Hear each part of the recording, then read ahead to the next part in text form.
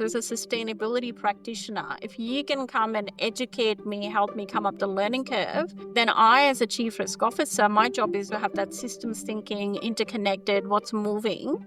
I can help you bring that in and have that shared language that together we can have a bigger impact.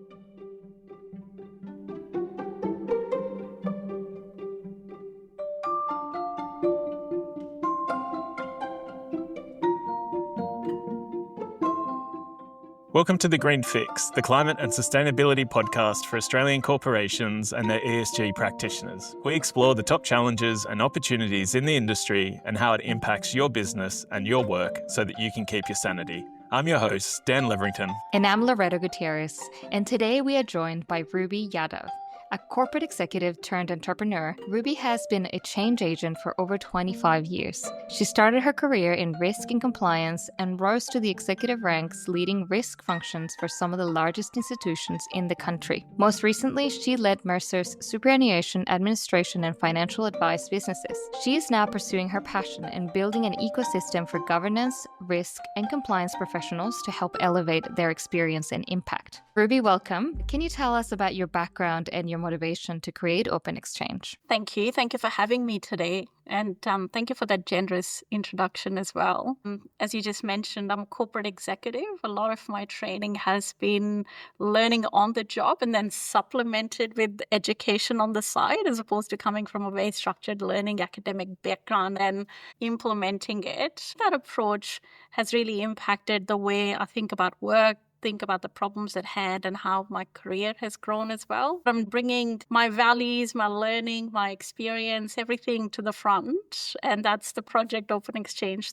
It is an ecosystem for governance, risk, and compliance professionals that really puts human peer connection ahead of anything else that's happening in the market today. We start with peer connection, support that with a free, democratized knowledge center, and then connect them with real practitioners on the ground where particular skill sets and knowledge and support is required. Then looking at the innovation in the market of where there are better ways of doing things, who are the people that are finding solutions to problems that can really support businesses to solve complex risk challenges. It's hard to do that as an individual leader because there's so much resource, time, and capacity bandwidth everyone has. And it's all about bringing that together and doing it through the power of collective. That's really the ethos, and that's what we're building now. What was the gap in the market that you identified based on your experience as a chief risk officer? All good things are born from a gap, Dan, aren't they? It's sitting at the intersection of my experience, learnings, and value system as well. One of the gaps that I saw in the market was there's a lot of top-down consulting in the market. Whilst that's really important and valuable, the gap really was there's not enough peer connection and value exchange between the actual practitioner, the people who are actually practicing things on the ground as well. It's connecting those professionals and practitioners at a real action level as opposed to the top-down consulting. That's where OpenXchange exists and is trying to bridge that gap. A very important addition to the Australian corporate landscape. Let's dive into risk management. Absolutely. And I'd like to start by asking, what is a chief risk officer? What is a chief risk officer? That's a great question. Chief risk officer is your partner that brings a certain discipline to help you achieve the objectives and increases the chances of you getting there. A chief risk officer is somebody who's not going to let you leave things to chance, that things might go the right way. They're going to put all their knowledge and their learning and might behind making sure you're more successful and increasing your chances of being more successful. We say the word risk. What's the first thing that comes to your mind? Things going bad, things going wrong. But risk is not about things going wrong. Things is about outcomes being uncertain. And it's what does that uncertainty do to whatever you're trying to do? That uncertainty might be good things or bad things. Climate change, this is a horrible example, but there's a positive side to climate change. I'm enjoying the longest summer that I've ever enjoyed in Melbourne. I love it. But I also know that there's a really, really big downside to it as well in the longer term. So how do I not prioritize my short-term gain of enjoying my summer on the beach over the long term? What are we doing to this planet at large? They're the trade-offs. It's about threats and opportunities and what's more important. It's constantly following that balancing act. And we intuitively do that as human beings. It's not leaving that just to intuition, but putting some science and discipline and rigor behind it, that's what the risk person comes and does. They're really just bringing the rigor. My individual perspective is just as valid and important as yours. Just because you and I have a different title doesn't make one perspective better or more important than the other. But the world and the practice on the ground is often, oh, you are the risk person. You must know all the outcomes. By definition, risk means no one knows the outcomes. So, given your extensive experience leading risk and compliance programs, what do you consider to be the most critical element in a chief risk officer's role in 2025? I always talk about what it's not before I go to what it actually is. I think risk profession for the longest time has been seen as the gatekeeper or the cop in a corner. You get to a checkpoint, somebody to sign off work. It is absolutely not that. Keeping a business safe and protected is everyone's responsibility.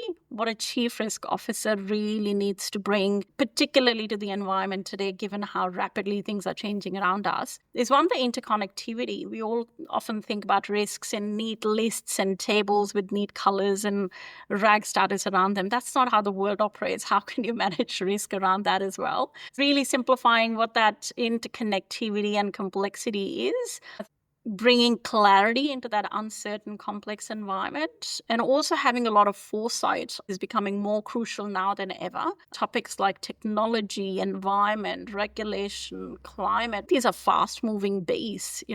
10 years ago, we would have thought about climate in a very different way than perhaps the world is thinking about it now. So how do you maintain that foresight and be part of that strategy setting and working with, the leaders and the boards of the organizations head to head, and working in that way is really what the chief risk officers today need to bring. In your experience, what does effective risk and compliance look like, and what are some serious consequences of getting it wrong? Effective risk and compliance, it's about actually integrating it with the business. For the longest time, it's seen as a checklist and a sign-off that sits on the side. It's a step in a process, or sometimes in its worst state, an afterthought. There are never ways that you can really get the business to own and manage risk as well. It's really about how do you integrate it in the way any leader thinks? How does a board think integrated in that process or that thinking? How does a CEO lead an organization integrated in their mental models? And how does somebody on the front line with fingers on keyboards working integrated in their work? The more you can actually create that integration with different roles and different people who are running the businesses, the more effective risk management becomes. I think the consequences of getting it wrong, there's so many stories. It is a bit of a peeve of mine because there's too many stories around failures of risk management, not enough around the success of risk management.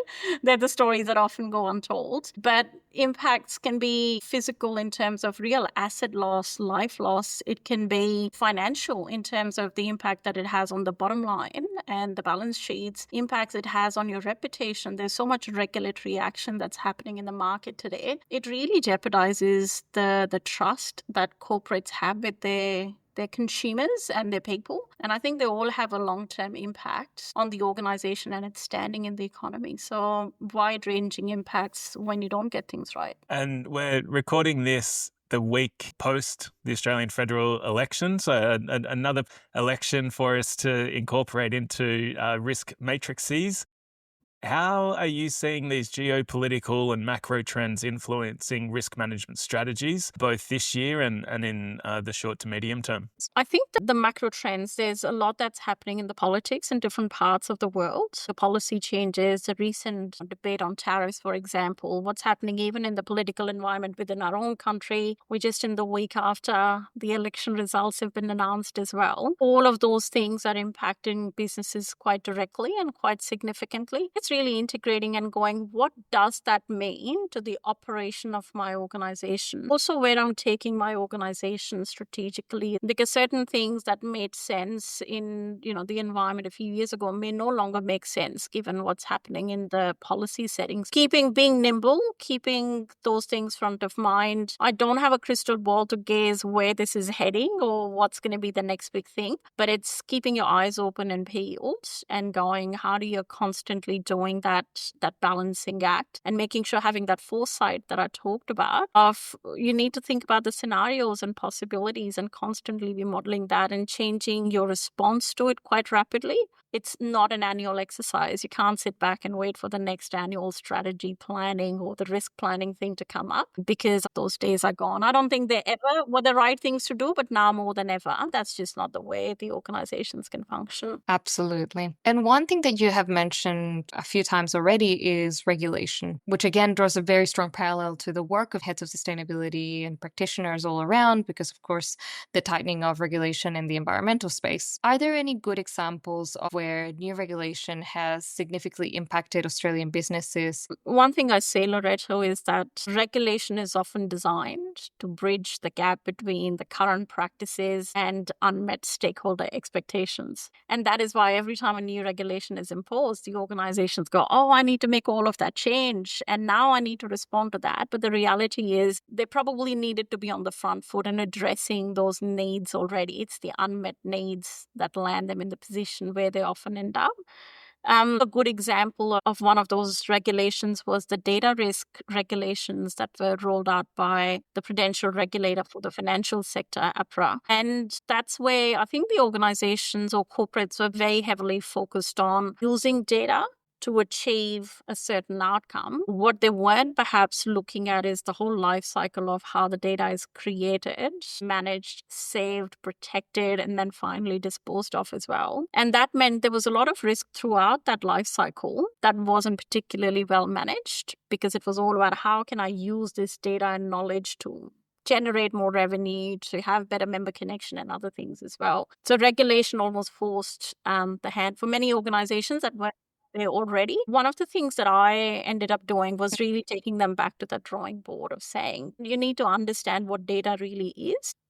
Who then owns the data? That's often a big question in corporates as well, as to where's the ownership, where's the mandate, where does the prioritization and focus needs to come from. Anytime it's just the chief risk officer or the chief financial officer flying the flag, that you can see is, a siloed mentality of a certain function trying to do something. It's educating the whole leadership to go, why this is important, what's the gap it's trying to address, and then how do you sustainably address that gap as well. So we ran a program at the time where there was that big education piece and understanding and clarifying those roles and accountabilities. And once the executives started to own that pace and started to question that, why are we doing this and what do we need to do about it, you suddenly knew that that risk was top of their mind and how they were responding to it. And there's such a clear overlap or opportunity for collaboration between the risk and sustainability functions.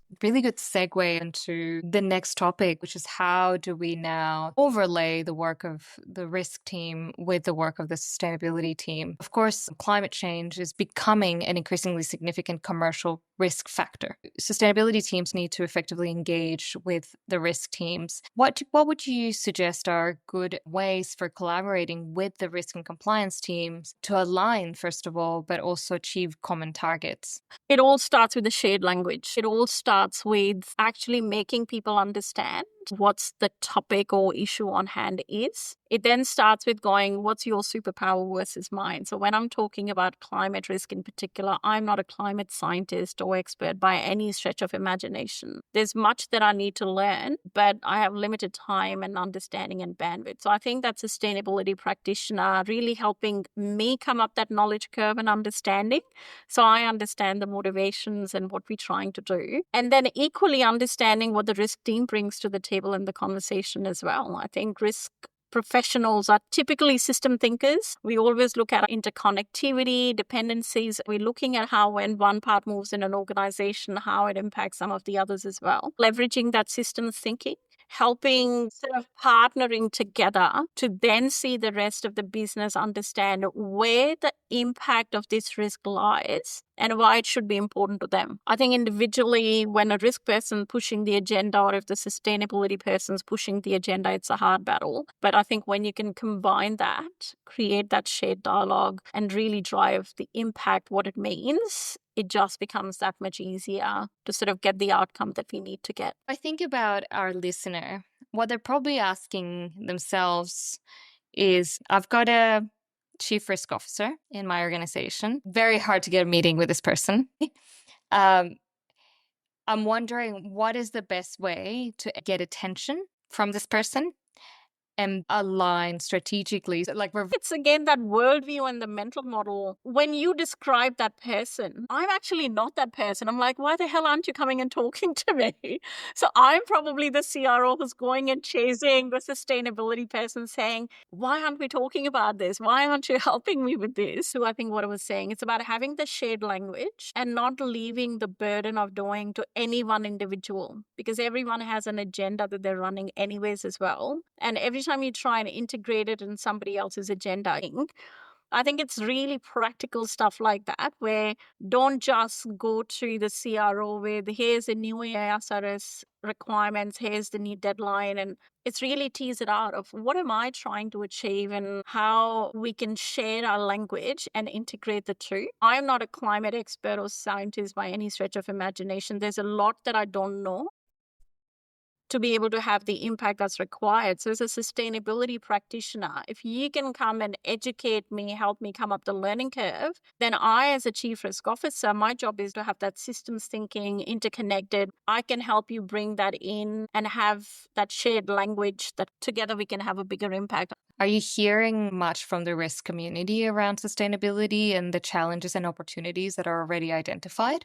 I'm hearing a lot more than I've heard before, which is very, very encouraging. I do come from an industry where it is already quite an important topic. Superannuation, as an industry, we think about intergenerational investments. We're not looking for a quick buck. It's about thinking on 10, 20, 30-year horizons, which means topics like climate are really, really important. As some of the largest investors in the country, these funds really want the transparency and really want to make sure where the investments are being made, there's transparency around what is the risk that it's been factored into the balance sheet. So I think the regulatory and the legal changes that are coming around the reporting are really important. And now there's that shared language and agenda. As I said, it's really brought the attention that it's not just the investors looking at it, but also the supporting functions around them. They're taking a keen interest in getting involved to have a more impactful voice around this particular topic. Absolutely. One concept that has been frequently brought up in this podcast is the tension between delivery of sustainability programs or the transformation related to sustainability and commercial outcomes. And risk would tend to have a similar challenge. Would you say that there is a way for organizations to better articulate to the market and their employees as well what is the commercial value of being compliant with regulatory requirements in areas like sustainability, but of course other important risk management areas like cybersecurity? I think it's about that trust and transparency, Loreto, isn't it? It's, in my mind, everyone approaches the world with their worldview. When you're talking to the risk person, the most important thing is risk. When you're talking to a board member, the most important thing is governance of the organization. If you're talking to a financial leader, it's all about the numbers. So for me, it's about a balanced outcome view. Financials and commercials are really important, but what is that balanced picture that speaks to the worldview of all the leaders that you're trying to engage in that dialogue is really critical. I think where a risk professional or a sustainability professional comes in and all they want to talk about is their topic, their agenda, you might as well be speaking a different language to the person in front of you. So it's how do you see their worldview? How do you see their perspective? And how do you shift your language and your positioning so it's about their agenda? And the shared outcome is the commercial outcome, is the member outcome, is the social outcome, and they're equally important in my mind. But having that holistic perspective and that shared language is probably the key to unlocking that. And what would you say are some good ways to build that shared language? One tip that I give to any professional is actually understand the business. Understand what is the success of the business look like, not the success of your agenda. When you can link it back to what is the organization as a whole trying to achieve, what is their strategy, and how the particular topic that you want to engage the leaders in, if you can connect it back. And you need to find a sharp connection. If you drew 37 lines and dots, you can connect anything to anything. I'm not talking about that. I'm going just being really, really clear of how does it help the organization move the dial on the things that are important to them, whether it's their reputation, whether it's their performance, whether it's their balance sheet, whether it's the members or compliance, whatever the case may be. The sharper that connection, the clearer that language, I think better the impact and the ability to succeed in driving that. Yeah, that's a really great tip. And then what about you have been a chief risk officer, but you have also been a CEO.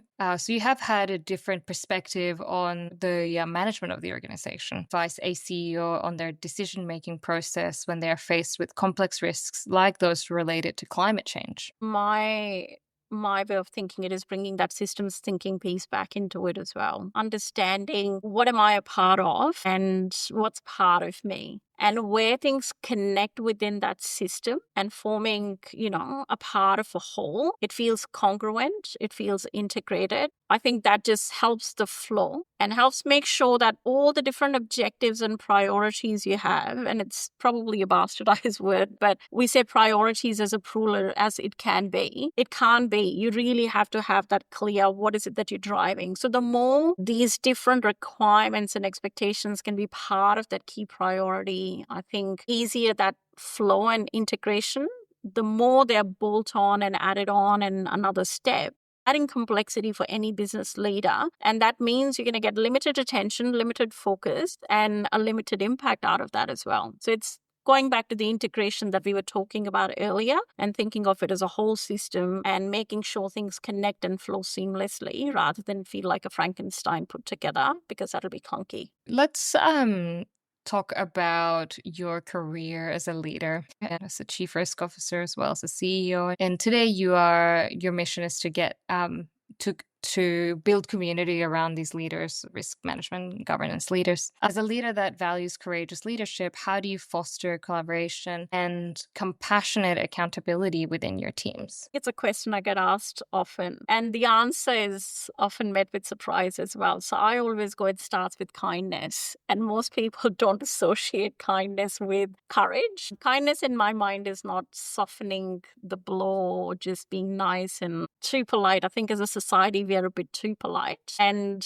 we pay a price for that as well. So for me, it's everyone needs to have a voice on the table, and that voice needs to be respected. It shouldn't be glossed over. And how do you create that space? How do you make sure that voice is heard? And it goes both ways as well. When I'm leading people, being kind and creating that space doesn't mean that I'm just listening, but equally, if I've got a perspective to share, there's a performance challenge, some things are not going right. Often we tiptoe around those things and don't necessarily have that direct, open, honest conversation. It still needs to be respectful. It still needs to be mindful that we're dealing with humans in here as well. But I actually think you do a big service to people when you give them real meaningful feedback. And that requires a lot of courage because nobody wants to have the hard conversation as well. Or sometimes it swings a bit too far when we think we're being bold and courageous and direct, but at the expense of really disrespecting the people and shutting down voices as well. So I think it's balancing the two, taking that kind,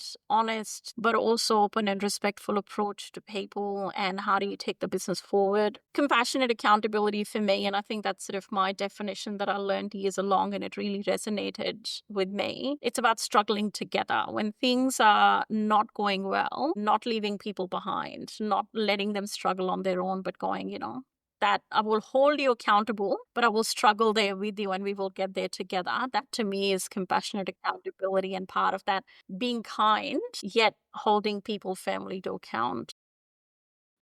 One thing that we love talking about in this podcast is the idea of talent development. So in particular in sustainability, what we're seeing is a very rapid increase in demand for talent that relates to implementing sustainability practices, everything from the regulatory, the consulting side, accountants, data scientists, strategists, communications. There's a lot of demand for new talent. I know that is something that it's a value we shared because you have a big focus around coaching and mentoring and talent development. So why is that important to you? And how do you see it impacting organizations where you have held senior positions? I open with saying this, that my ethos and way of working is you start doing the job, you learn along the way, but then be supported either by knowledge, education, support systems as well. That's the best way to learn in my mind. And it's really important more than ever because that need for talent and it's changing every day. Who knew 5 years ago that you needed to know so much about technology and AI in the way that we're dealing with as well? So I think gone are the days when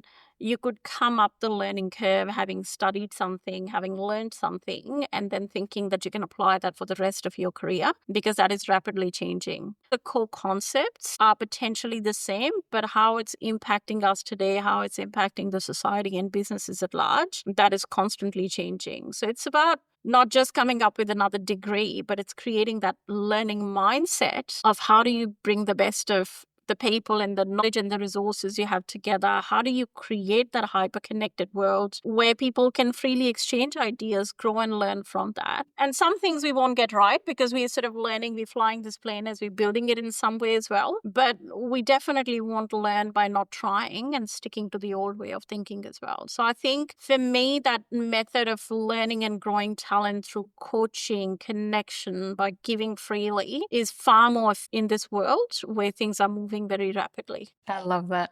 And is there some really good examples or stories that you can share from your coaching and mentoring that are worth highlighting? I think I'll actually talk about reverse mentoring rather than mentoring, because mentoring is something everyone sort of understands as a concept, and we do that. And I think a bit that I really enjoy is reverse mentoring. And that happens in my home. I don't even have to go far with that, right? With a younger generation, I'm raising teenage kids now. There is so much that I don't understand about the social media technology, what's happening. And now that I'm building a whole new business that is all about building those connections, I think the corporate ways of connecting and networking are no longer relevant in that environment. So where do I go and learn? I turn to my children and go, how is today's generation communicating and talking? So there's a lot of reverse mentoring happening in my own household, Loreto, that I'm really enjoying. It's opening my mind. It's challenging me in ways that I thought, whoa, I don't think I can do that.